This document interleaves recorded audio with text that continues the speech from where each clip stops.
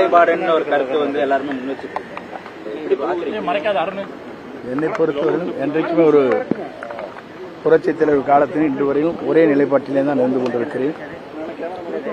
இப்போது வருகிற பிரச்சனைகள் ஒன்றின் பின் ஒன்றாக பார்க்கின்ற போது திமுகவில் மட்டும் குடும்ப அரசியல் அல்ல, இன்று இவருடைய அரசியலிலும் மகன், மைத்துனர், மாப்பிள்ளை போன்றவர் தலையீடுகள் இருக்கிறது என்பது நாடறிந்த உண்மை.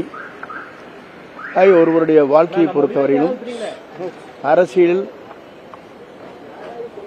பொறுத்தவரையிலும் பல்வேறு கருத்துக்கள் பரிமாறினாலும் கூட இந்த இயக்கத்திற்காக புரட்சித் தலைவர் காலத்திலிருந்து புரட்சித் தலைவர் அம்மா காலம் வரையிலும் இன்று வரையிலும் இந்த இயக்கம் வலிமை பெற வேண்டும், இந்த இயக்கம் நாளை வெற்றி பெற வேண்டும் என்ற நோக்கத்தோடு தான் என் பணிகளை நான் மேற்கொண்டு வருகிறேன். தன்னால் முடியாததை முடியும் என்று சொல்லி தன்னையும் ஏமாற்றிக் கொண்டு மற்றவர்களும் ஏமாற்றக்கூடாது என்பதுதான் தத்துவம். இரட்டை நிலைப்பாடுன்னு ஒரு கருத்து எல்லாருமே முன்வச்சிருக்காங்க.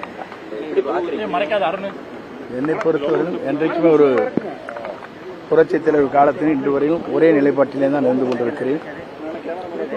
இப்போது வருகிற பிரச்சனைகள் ஒன்றின் பின் ஒன்றாக பார்க்கின்ற போது திமுகவில் மட்டும் குடும்ப அரசியல் அல்ல, இன்று இவருடைய அரசியலிலும் மகன், மைத்துனர், மாப்பிள்ளை போன்றவர் தலையீடுகள் இருக்கிறது என்பது நாடறிந்த உண்மை.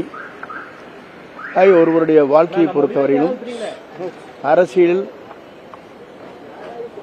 பொறுத்தவரையிலும் பல்வேறு கருத்துக்கள் பரிமாறினாலும் கூட இந்த இயக்கத்திற்காக புரட்சித் தலைவர் காலத்திலிருந்து புரட்சித் தலைவர் அம்மா காலம் வரையிலும் இன்று வரையிலும் இந்த இயக்கம் வலிமை பெற வேண்டும், இந்த இயக்கம் நாளை வெற்றி பெற வேண்டும் என்ற நோக்கத்தோடு தான் என் பணிகளை நான் மேற்கொண்டு வருகிறேன். தன்னால் முடியாததை முடியும் என்று சொல்லி தன்னையும் ஏமாற்றிக் கொண்டு மற்றவர்களும் ஏமாற்றக்கூடாது என்பதுதான் தத்துவம்.